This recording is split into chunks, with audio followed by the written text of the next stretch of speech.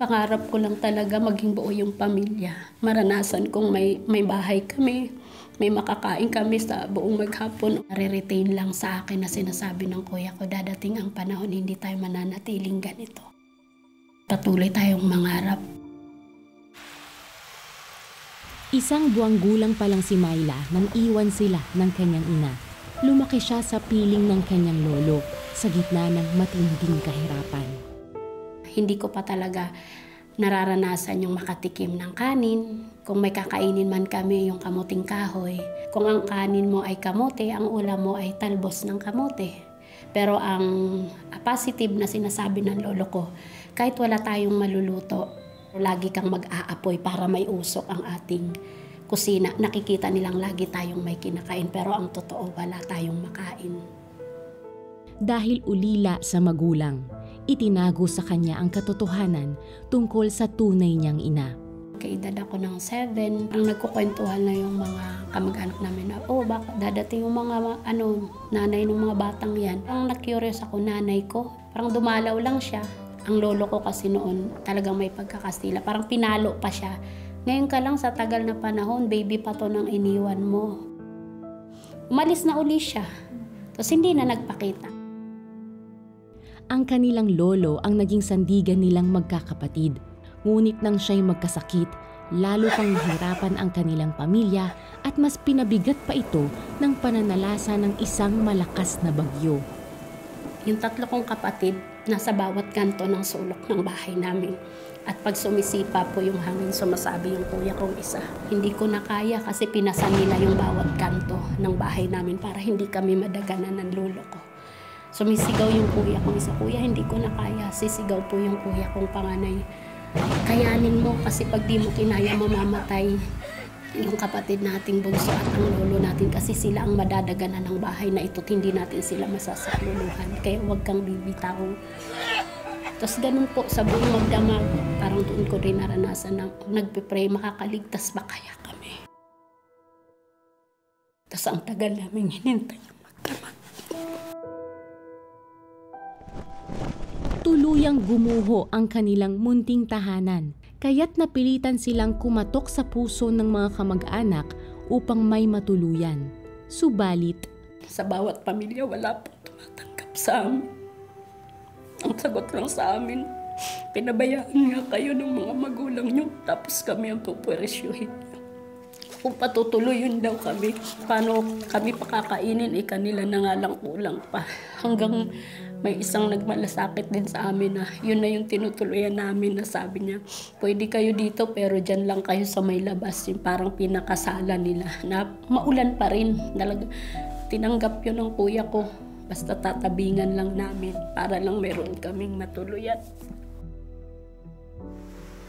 Upang makatulong sa kanyang pamilya, pinili ni Myla ang maghanap buhay kaysa ipagpatuloy ang pagpasok sa eskwela. Myla! Uy, Myla! Hindi ka na naman pumasok sa school. 1 oras at kalahati yung lalakarin mo mula sa bahay namin sa school nang walang kain. Iinom lang kami ng tubig. Pagbalik, iinom lang uli kami ng tubig.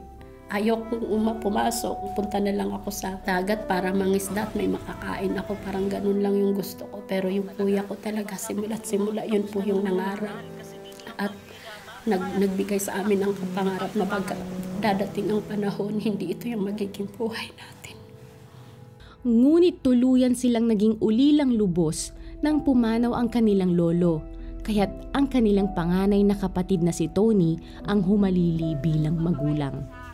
Nagsabi yung isa sa kamag-anak namin na paghiwa-hiwalayin kami. Pero sinabi ng kuya ko na dumaan muna kayo sa aking bangkay kahit bata pa. Di ko hahayaang maghiwa-hiwalay kami kahit ano pang danasin namin. Yun po yung tumanim sa akin na secure ako. Kasi nandyan yung kuya ko. Kahit mahirap ang buhay. Ngunit napilitan ang kanyang kapatid na lumuwas sa Maynila upang makipagsapalaran at hanapin ang kanilang magulang. Simula na ba ito ng pagbubuo ng pamilya o simula ng mas mabigat na kalbaryo? Abangan bukas ang pagpapatuloy ng kwento. Sabi ng kuya ko, alis ako. Kasi hanapin natin yung tatay natin at pahirapan natin. Iparanas natin yung sitwasyon ng ginawa nila sa ating buhay. Dala ng galit, lumuwas ang kanilang panganay na kapatid na si Tony patungong Maynila upang makipagsapalaran. Ngunit unti-unting nagbago ang kanyang puso nang siya'y kupkupin ng isang Kristiyanong simbahan. Doon din siya bagong nakakilala sa Panginoon talaga. Hanggang nilagay sa kanyang puso na mag-aral siya ng Bible School. Pinagsabay ng kanyang kapatid ang pag-aaral, paglilingkod bilang church assistant at pagtatrabaho upang maiahon sila sa hirap. Naging daan din ito upang matagpuan ang kanilang ina na nooy may bago ng pamilya.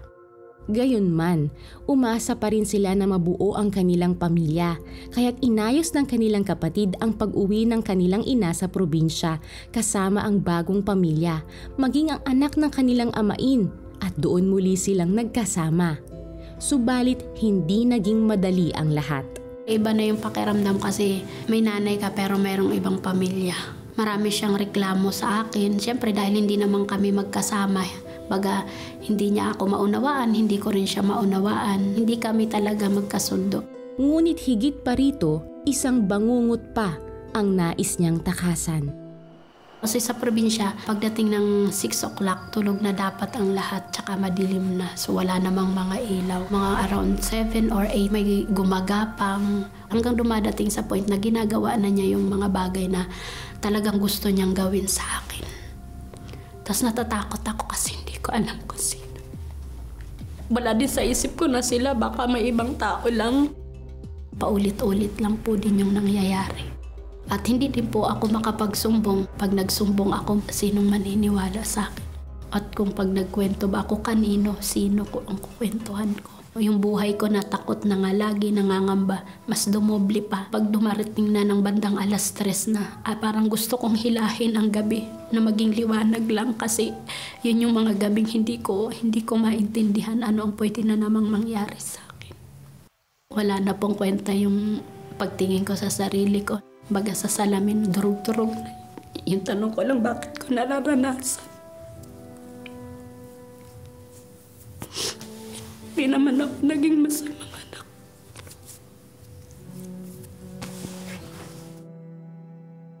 Sinubukan ni Myla na ibaon sa limot ang bangungot ng nakaraan nang dinala siya ng kanyang kapatid na si Tony sa Maynila.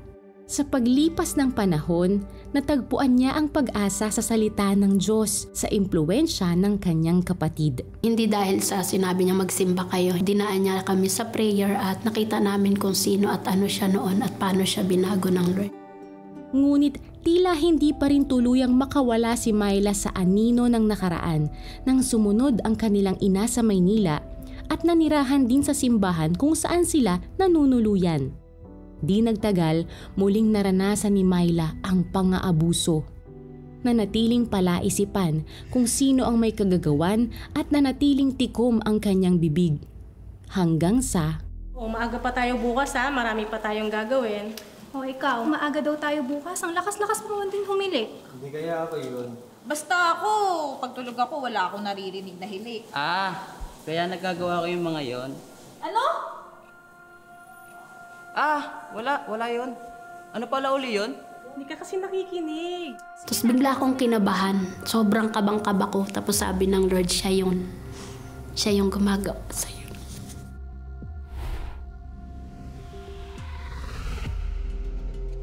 Sobra ako nasaktan kasi tinuring ko siyang kuya eh. Hindi na to mauulit. Upang matigil ang pangmomolestya, lumayo si Myla sa kinikilalang kapatid.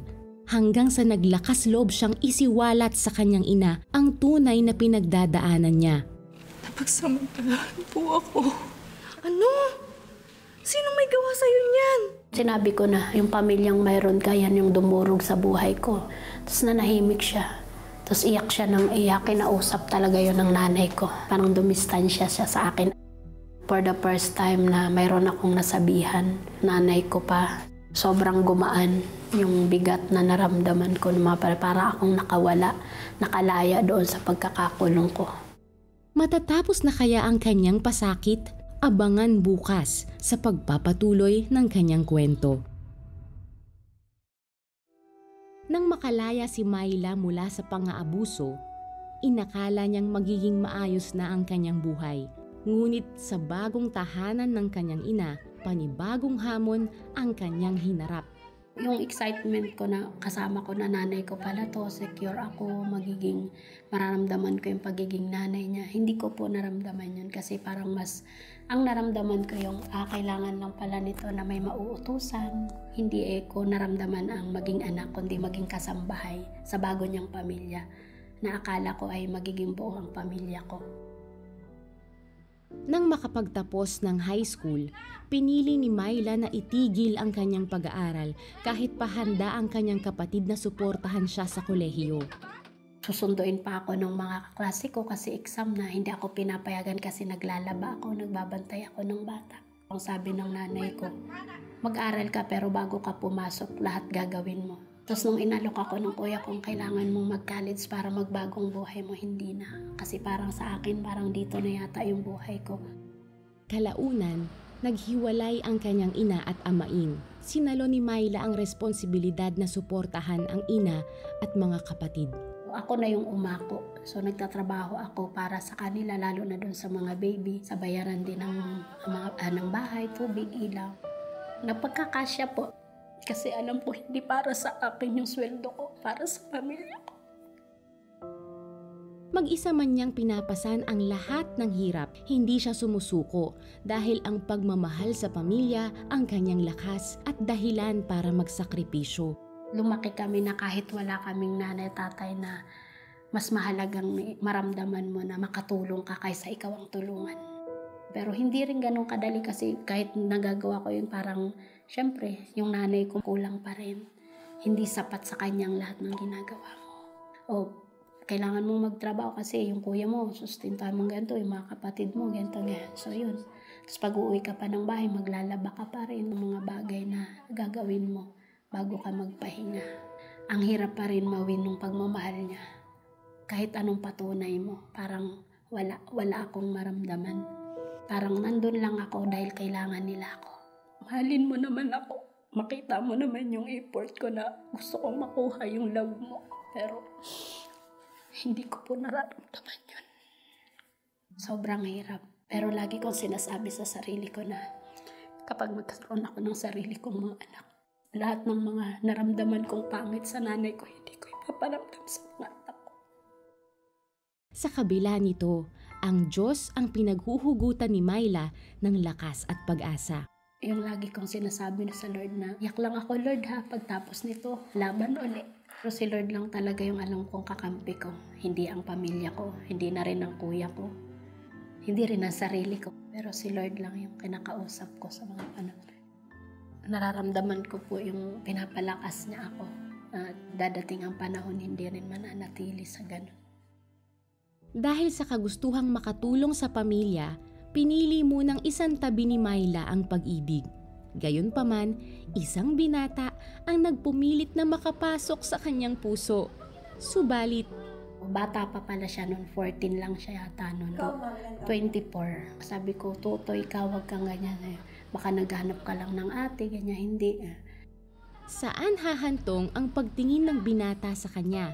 Mahuhulog din kaya ang loob ni Myla? O mauuwi rin ba ito sa kabiguan? Abangan bukas. Nagkayayaan ang mga katrabaho ni Myla sa birthday ng kanilang kasamahan. At bilang pakisama, sumabay si Myla sa kanilang pagsasaya. Subalit, pero hindi ko alam na nilagyan pala nila yung juice ng alak. So yun yung pinainom sa akin. At sabi ko para talaga akong nahihilo. So yung time na yun sabi ko ako nang papasok. Sabi nung kaibigan ko, wag isara na lang natin kasi namumula ka. Tapos ang daldal mo, hindi ka madaldal, tahimik ka. Sabi niya lasing. Sabi ko hindi ako lasing. Sabi niya tara na matulog tayo. Na doon ako halos tumutuloy sa apartment niya kasi naawa siya nga sa akin na wala nang natitira. Tapos mamamasahe pa ako. Pero doon sa pagkakataon na yun, sa lugar na yun, nandun yung matagal nang may gusto sa akin. Tutulog tayong sabay, sabi ko pa doon sa kaibigan kong bakla. Sabi ko, ay ayoko, kahit pa paano lalaki ka pa rin. Tapos sumabat tong patang naliligo sa akin, o para secure ka, samahan kita. Sabi ko, ay sige nga Toy.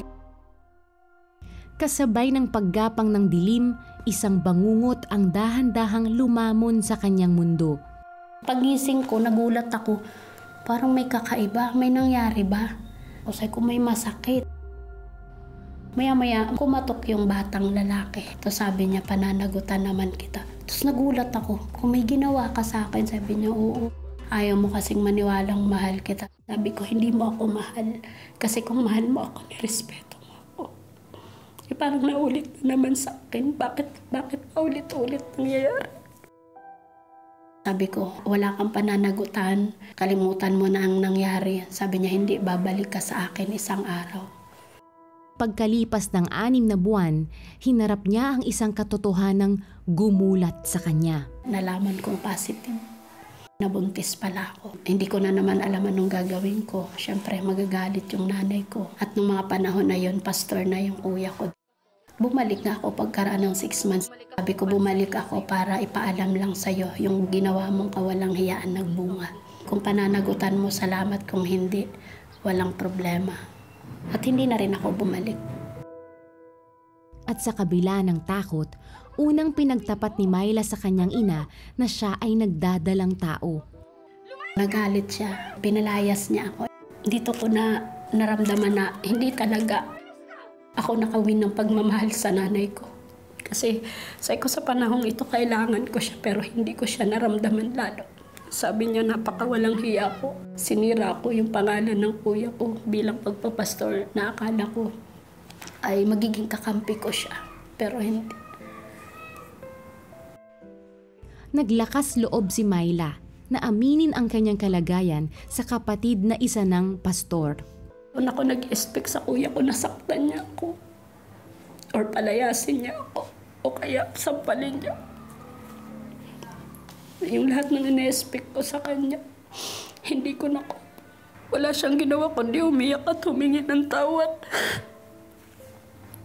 Sinasabi niya lang, patawarin ko siya kasi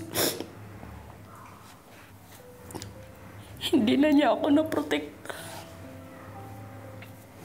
Habang sinasabi ng kuya ko yun, parang hindi siya ang kuya ko. Parang si Lord na nakadipa. At sinasabi niya, kahit sino at ano katanggap kita. Pinili ni Myla na ipaglaban ang anak at tumayo sa sariling paa habang humuhugot ng lakas sa Diyos. Sabi ko, Lord, paano ako magiging ina kung wala akong kinamulatan para maturalang maging ina?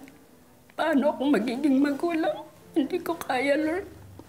Kaya sabi ko sa Panginoon, tulungan mo akong maging magulang. Mali man nang dumating siya sa akin. Pero para sa akin, siya lang yung masasabi kong akin sa pagkakataon na yun. Pero yun din yung naging daan ng Lord para mas lalo ko siyang makilala. At makita ko yung sarili ko, sino ako at ano ako sa harapan ng Diyos. Inibig niya ako ng buong po. Grabe, Lord, yung pagkakadurog sa akin ng panahon. Pero binubuo palagi ako ng aking Panginoon. Nagbago ang bawat araw ni Myla mula nang dumating sa kanyang buhay ang kanyang anak. Yan yung naging source of hope ko. Siya yung naging dahilan ng Lord para maging matapang ako. Harapin ko yung mga bagay na hindi ko kayang harapin. Kasi mas pinaramdam sa akin ng Lord na buo ako kasama ka. Simula na ba ito ng biyaya o may bagong banta sa kanyang buhay? Abangan bukas. Ang sabi ko sa sarili ko, hindi na ako babalik sa lugar na ito. Sa lugar na nagpapaalala sa akin ng lahat ng mga pinagdadaanan ko. Iniwan ni Myla ang pamilyang kinalakhan at nagsimula siya ng bagong buhay kasama ang anak. Para maitaguyod ito, nagtrabaho siya bilang kasambahay kung saan nakilala niya ang kanyang asawa. Sa pagbuo nila ng pamilya, muling nabuntis si Myla. Ngunit kasabay nito, dumating ang matinding dagok, ang pagkakaroon niya ng ulcer at sakit sa dugo. Paano ko to dadalhin na mayroon akong nararamdaman? Yung parang hinahapo lagi, hinang-hina. Kunting galaw mo parang hirap ka huminga. Nagpa-check nga po ako na yung aking dugo ay papuntang leukemia. Labis na nangamba si Myla dahil sa kanyang karamdaman. Ngunit isang gabi, napanood niya ang The 700 Club Asia na ginamit ng Panginoon upang mangusap sa kanya. Doon ako nagising pagsabi niya, minsan may mga sakit tayo na bunga ng nakaraan, bunga ng hindi pagpapatawad, bunga ng mga sitwasyon sa buhay. Baka gusto mong sumabay sa panalangin. Father, in heaven, I just come to you right now, just as I am, with all the pain and hurts in my heart, Lord, all the things that have been done to me, Lord, and especially those that I cannot forget, the people that have hurt me, and ask for your forgiveness, Lord, for the way that I have lived my life. Lord, would you forgive me, Lord? Iyak ako ng iyak habang nagpipray na mula doon sa mga sitwasyon hanggang ngayon sa pag-aasawa ko, parang hindi nagiging madali ang lahat. Inamin ko na may problema nga, may mali nga, meron nga akong bit-bit na bunga ng kung ano man ang nararanasan ko ngayon. Sa pagsabay niya sa panalangin, humingi si Myla ng tulong sa Diyos na matutong magpatawad sa mga taong nakasakit sa kanya. Nahimasmasan akong may kapanatagan na ako, may pag-asa ulit. Patuloy na hinipo ng Diyos at inayos ang kanyang puso nang makadalo siya sa isang retreat. Nagpaartal ko, sabihin mo lahat ng iyong pinagdaanan simula bata. Wala ka nang ititira. Umiiyak ako. Bakit kailangan ko to, Lord, maranasan? Sobra yung sakit, yung pagkadurog sa akin emotionally, psychologically, hanggang dumating sa pagkakataon na yung self-esteem ko sobrang baba. Isa lang yung sinabi sa akin ng Panginoon, anak, lahat ng pinagdaanan mo ay isang proseso para mas lalo mo akong makilala at makita mo yung mga bagay na gagawin ko sa buhay mo. Inaakala mong durog ka, bubuuhin kita. Doon po ako sobra pong sarap yung pakiramdam na nakakulong ako ng maraming taon. At nung pinatawad ko yung tao, yung mga taong nagkasala sa akin, para akong nagpalaya sa sarili ko mula sa bilangguan ng kalungkutan, ng galit at sama ng loob. At nang maakay ang kanilang ina sa simbahan, lumago rin siya sa pananampalataya sa Diyos at ito ang naging daan upang humingi siya ng tawad sa kanyang mga anak. Sobra pong sarap kasi syempre matagal ko yung inaasam-asam mamarinig sa kanya na mahal naman kita. Hindi ko lang alam paano ko iparamdam. Humingi siya ng tawad. Bumabawi naman po siya. Hindi lang sa akin pati sa mga apo niya. Lahat ng nasira ng panahon o ng kaaway, binuo ng Panginoon sa tamang panahon. Matapos maayos ang relasyon ni Myla at ng kanyang ina at sa kanyang pagpapatawad sa iba, naranasan niya ang himala ng Panginoon. Tuluyang nawala ang kanyang ulcer at sakit sa dugo. Dahil dito, buong puso niyang nagampanan ang kanyang tungkulin bilang ina. Higit pa rito, lalo siyang pinalakas upang magpatuloy sa simbahan kasama ang kanyang pamilya bilang bahagi ng music team. Pinagpapasalamat ko na nadugtungan niya pa yung buhay ko. Yun yung talagang yung love ng Lord na sinasabi, lahat ng sira aayusin, lahat ng wasak bubuuhin, at lahat ng sakit pagagalingin. Siya yung lahat sa buhay ko. At siya yung tunay na tagapagligtas ko. Kung wala ang Diyos sa buhay ko, walang kwenta yung buhay ko. Ang Lord talaga ang lahat-lahat sa buhay ko. Wala nang iba.